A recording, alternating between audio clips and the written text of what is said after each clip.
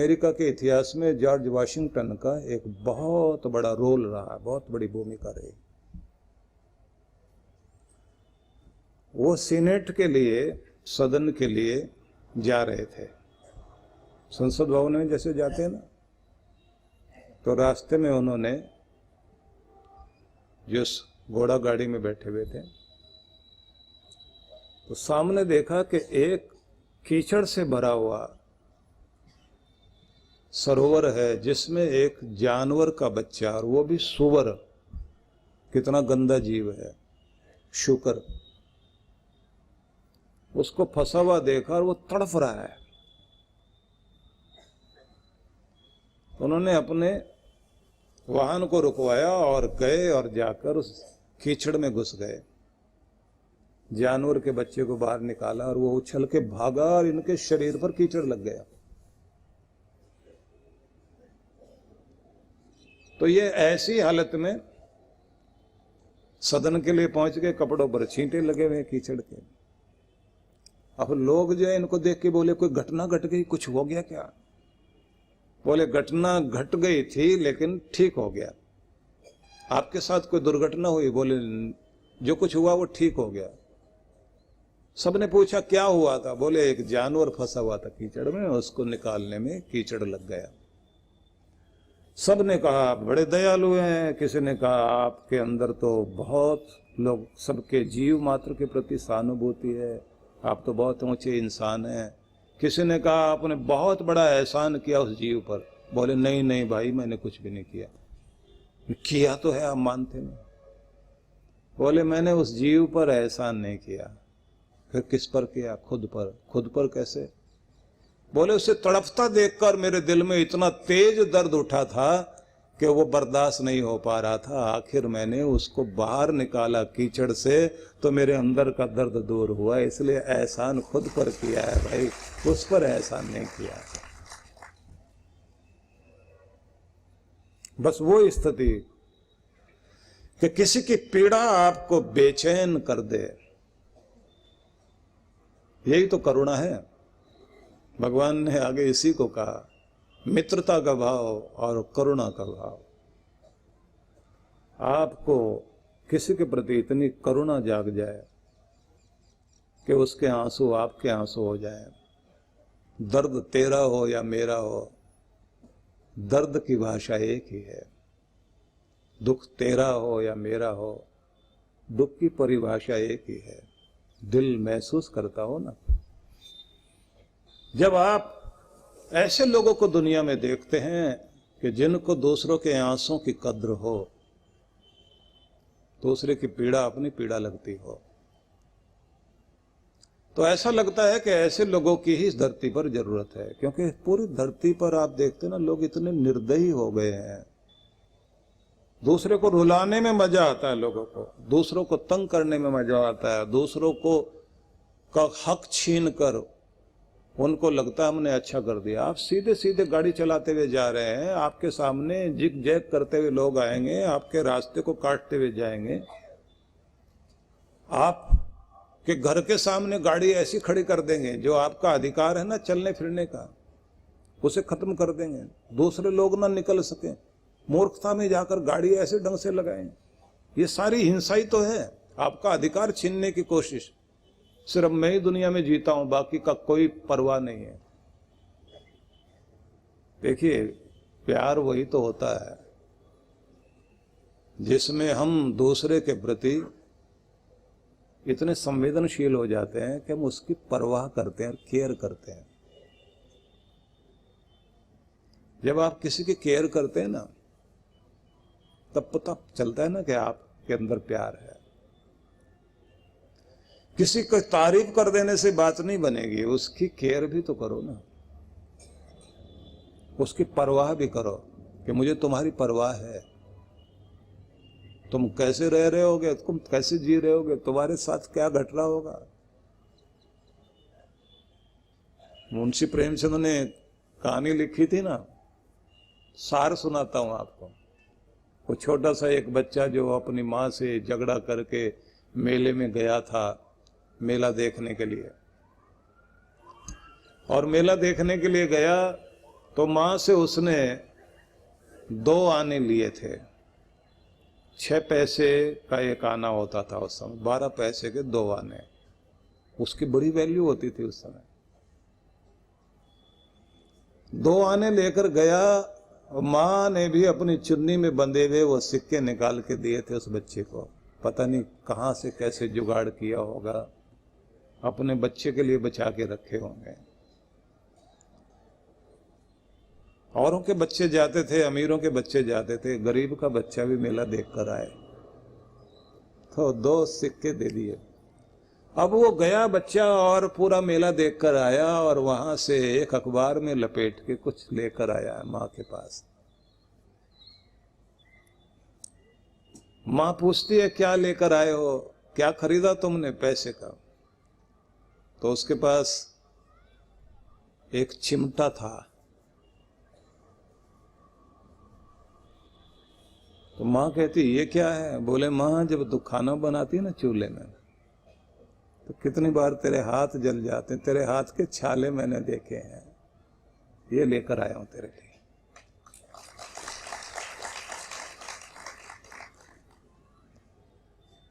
क्या पता लगता है? पता लगता है कि उस बच्चे के अंदर बचपना नहीं है, बड़ा हो गया है। जिसको परवाह है अपने माँ की पीड़ा की, उसको अपने माँ के छाले दिखाई देते हैं। मेरी माँ का हाथ नहीं जलना चाहिए। अपने लिए नहीं मचल रहा था हो कि मैं मेला जाऊं, उसने माँ को बताया भी नहीं, चिमटा लेकर आया, माँ का हाथ ना जले। अब माँ भी क्या रही होगी, उसने कैसे कलेजे से लगाकर उस बच्चे से कहा होगा कि बेटा, जैसा तू आज है, बड़ा होकर शादी होने के बाद भी ऐसे बने रहना कि तुझे मेरे भी आंसुओं का, पीड़ा का ख्याल रहे और अपनी पत्नी के भी पीड़ा का ख्याल रहे, और तो और पूरी दुनिया का ख्याल तुझे रहे। यही तो आशीर्वाद होते हैं ना। दूसरों की केयर करना सीख जाए आदमी। देखिए, कृष्ण भगवान के शब्दों पर कुछ बोलना, कहना आसान नहीं होता, क्योंकि मजाक नहीं किया जा सकता इन शब्दों के साथ। भगवान की वाणी है ना, ये इन पे बहुत संवेदनशील होकर के आपको कहना पड़ेगा। इसलिए गीता बहुत अद्भुत है। ये कथा करना भी आसान खेल नहीं है। कुछ लोग तो कहानियां याद करके और उसके साथ गाने जोड़ के और उसके बाद नाचे नचाए कुदाया सबको, धार्मिक मनोरंजन हुआ, कथा हो गई। कथा वो नहीं है भाई। भगवान की लीला का कथन करने के साथ उसकी कृपाओं को लोगों के हृदय तक पहुंचाना, और जरूरी है भगवान के संदेश को, उपदेश को, आदेश को एक एक भक्त के हृदय में उतारना। खुद में भी ये महसूस हो कि हमारा तार जुड़ा हुआ उससे। मैंने थाईलैंड में देखा, एक घर में कुछ साधु बैठे हुए थे, वो आशीर्वाद दे रहे थे परिवार को। तो उनके आशीर्वाद देने के तरीके को मैंने देख के मैं बड़ा अद्भुत आश्चर्यचकित हुआ।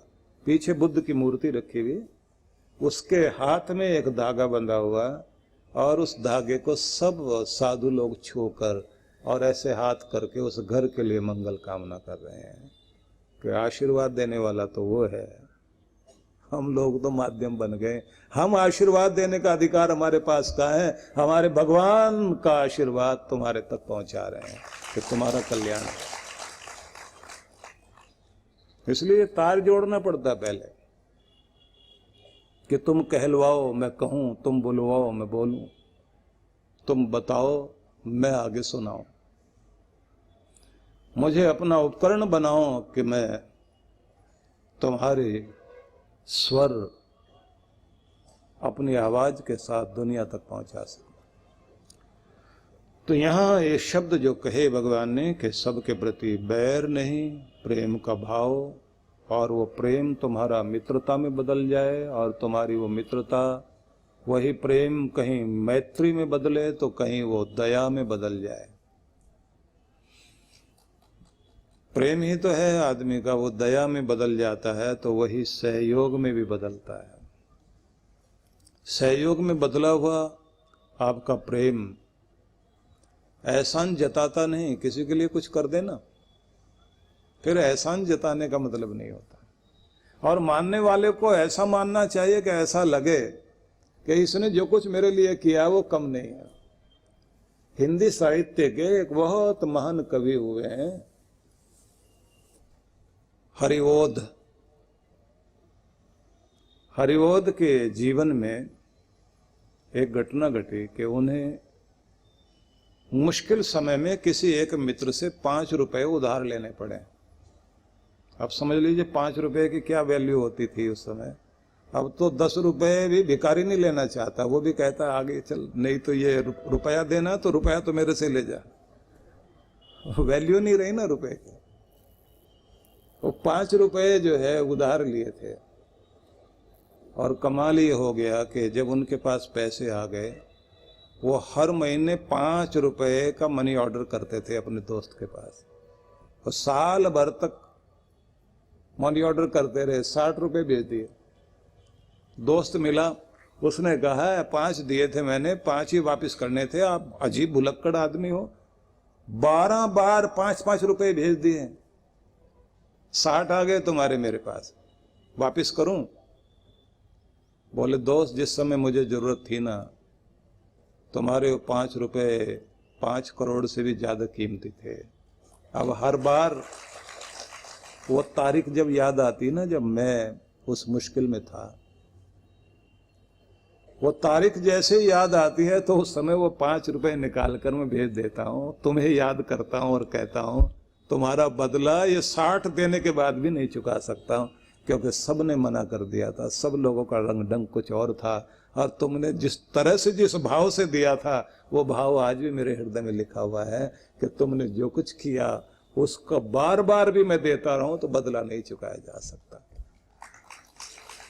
इतनी संवेदनशीलता होना आसान बात है क्या? यहां तो ये मुश्किल है कि अगर किसी के घर से कोई चीज ले भी लें तो जब तक उससे लड़ाई झगड़ा ना हो जाए, बर्तन भी चले जाए ना किसी के घर के, महिलाएं आपस में दे भी देती हैं ना। अब तो पता नहीं ये भाईचारा चलता नहीं चलता, लोकाचार होता था ना। जब तक एक दूसरे के साथ उठा पटक की नौबत ना आ जाए तब तक चीजें वापस नहीं होती। और आदमी ऐसे बोलता है दे देंगे, कहीं भागे जा रहे हैं, नगर छोड़ के जा रहे हैं, शहर से उजड़ कर जा रहे हैं, देंगे तुम्हारा। दिए हुए को भी नहीं लौटाने को तैयार है, मानने को तैयार नहीं। तो ये संवेदनशीलता खत्म हो गई, चित्त की कोमलता खत्म हो गई। दुनिया में जीना मुश्किल इसलिए हो रहा है क्योंकि हमारे चित्त के अंदर कोमलताएं, संवेदनाएं सब मर रही हैं। इसलिए धर्म की आवश्यकता है। धर्म की आवश्यकता है कि व्यक्ति का चित्त इतना कोमल बने, इतने अंदर उसके स्त्रैण भाव आ जाए, कठोरता कम हो जाए कि हमारे अंदर का प्यार अपना भला तो करे करे लेकिन दूसरे का भी ख्याल रखे, दूसरे की परवाह करने वाले बने, हम दूसरे का भी ध्यान रख सकें। जब आदमी दूसरे की पीड़ा में अपने आप को रखकर सोचने लग जाता है ना, तब पता लगता है कि यह आदमी परमात्मा का ही कोई रूप है। और कल जैसे मैंने एक बात आपसे कही थी ना कि भगवान देखता है कि कहाँ किसके अंदर करुणा है, किसके अंदर दया की भावना है, किसके अंदर दानशीलता है, फिर उसे कभी कभी ऐसे लोगों को मौका देता है। एक संत थे जो ये कहा करते थे कि अगर तुम्हारे अंदर दया, धर्म, करुणा है तो तुम बड़े होकर क्या बनोगे, तो ये सोचना तुम्हें डॉक्टर बनना चाहिए, नर्स बनना चाहिए, हॉस्पिटल का काम संभालना चाहिए, क्योंकि करुणा का क्षेत्र वही है जहां तुम जाकर करुणा का प्रदर्शन कर सको। क्योंकि वहां आएंगे वही जिनकी आंख में आंसू हैं, जो दर्द के मारे हैं, जो छटपटाते हुए हैं, जो बीमार है। और जो करुणा वाला आदमी होगा, दया वाला आदमी होगा, उस समय जब वो अपनी सर्विस देता है, बस वो सर्विस नहीं है, वो पूजा बन जाती है। उसको कोई और समाधि लगाने की जरूरत नहीं है, उसकी समाधि तो वहीं लग गई है। इसलिए इस दुनिया को रहने के काबिल बनाने के लिए सत्संग बहुत जरूरी है। नहीं तो हमारे चित्त पर लेप चढ़ाने वाले तो लोग चारों तरफ खड़े हुए हैं। सारा दिन आप टीवी चलाइए, हिंसा, मार धाड़, छीना झपटी, दूसरे का कैसे छीना जाए, कैसे चालाकी कर ली जाए। और ऐसे सीरियल दिखाए जाते हैं कि सीधे आदमी तो बस रोते ही रहते हैं, और जो टेढ़े आदमी हैं वो सब कुछ छीन के दूसरों का आनंद मना रहे होते हैं। वो ड्रिंक कर रहे हैं, वो पार्टियां कर रहे हैं, वो मस्ती में जी रहे हैं। और आखिर में अगर कोई फिल्म भी ये दिखाएंगे तो ऐसे दिखाते हैं, भला आदमी पूरी जिंदगी दुखी दुखी रहा और बुरा आदमी मौज मनाता रहा, बस आखिर में ये कहेंगे वो जीत गया भला आदमी और बुरा आदमी मर गया। बस तो मरना तो आखिर में सबने है। तो वो इतना सब कुछ करके मौज औज उड़ा करके मरा, तो संदेश क्या जाता है? मरना तो है ही, चलो बुरी तरह से मर जाएंगे लेकिन पूरी जिंदगी तो आनंद ले लिए ना। तो सबके मन में वही सब आता है कि जो कुछ बाद में होगा देखा जाएगा, पता नहीं अगला जन्म होता भी या नहीं होता है। अब तो जो कुछ मिलता है आनंद मना लेना। और ये एक जीवन दर्शन बन जाता है। पहले कभी चारवाक दर्शन होता था जिसमें ये भावनाएं होती थी कि अपना सुख पाने के लिए तुम जो है किसी का कुछ भी चालाकी से छीनना पड़े, प्राप्त करना पड़े। उनके वो शब्द जो है, यावत जीवे सुखम जीवेत ऋणम कृत्वा घृतम पिबेत, जब तक जीना सुख से जीना, कर्जे पर घी मिलता हो तो लेकर पीना है, क्योंकि भस्मीभूत से देह से पुनरागमनम कुतः, मरने के बाद आदमी को किससे क्या लेना देना है, किसने लेना है और किसने देना है। ये तो एक बार किसी से उधार मिलता हो, घी ले ले करके पियो, अपनी मौज बनाओ। ये भी एक जो है जीवन दर्शन था। और उस समय इसको मान्यता नहीं दी गई, बस इसको एक शब्द दे दिया गया, चारुवाक, चार वाक, जिसकी वाणी सुनने में तो अच्छी लगती है लेकिन समाज को खराब करने वाली चीज है।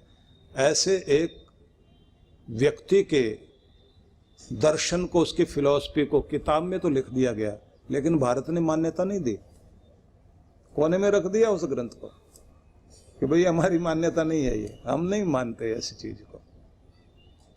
अब तो सारी दुनिया इसी में लगी हुई है। तुम अपना देखो, दूसरे की तरफ लगे रहे तो क्या फायदा। अपना फायदा लो, जिससे जो कुछ मिलता हो।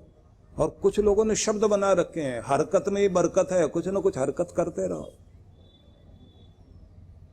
जिससे जो कुछ मिले लेते रहो, फायदा उठाते रहो।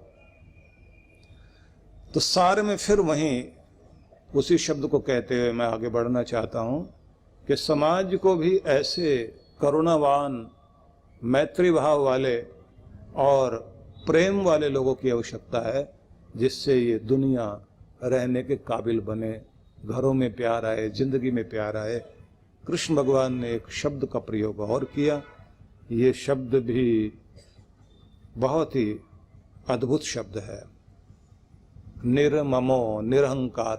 निर्ममः, ये शब्द थोड़ा समझने योग्य है।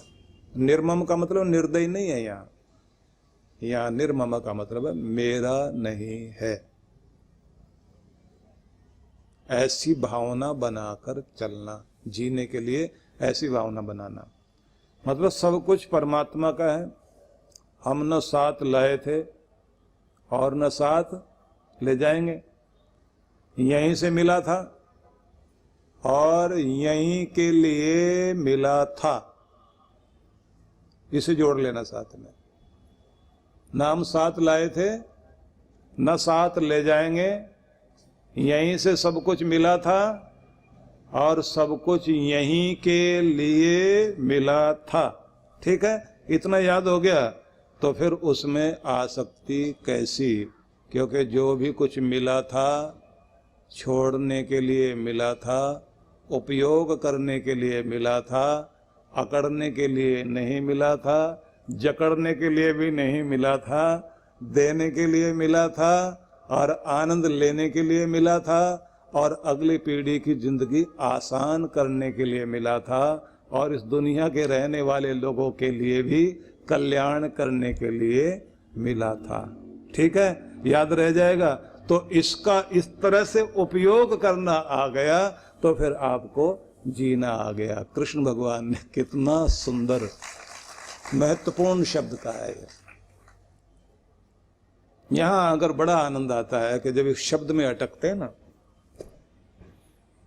क्योंकि जब व्याख्या करने बैठे हैं तो ये लगता है कि हम कुछ भी कह दें, ऐसा नहीं हो सकता। ये शब्द मेरे नहीं है, किसी ऋषि के भी नहीं है, ये कृष्ण के शब्द हैं, ये भगवान के शब्द हैं। और भगवान के शब्दों को उसी गहराई में जाकर पकड़िए, चित्त की वैसी अवस्था बनाइए कि किस चित्त से उन्होंने कहा होगा, किस तरह की भावना लेकर के गोविंद ने, कृष्ण ने ये संदेश दिया होगा। तो जब आप इसको पकड़ेंगे तो फिर क्या समझ में आता है कि वो ये बताना चाहते हैं कि इस दुनिया की हर चीज जो भी तुम्हें दी गई है वो अमानत है, और जिसकी है उसे लौटानी पड़ेगी। किसी की भी अमानत होती है ना चीज, उसे देनी पड़ती है ना। तो आखिर में उस स्थिति में पहुंच जाइए, मन को वहां ले आइए कि तुम्हारी अमानत तुम्हें लौटा रहे हैं भगवान, छोड़ रहे हैं।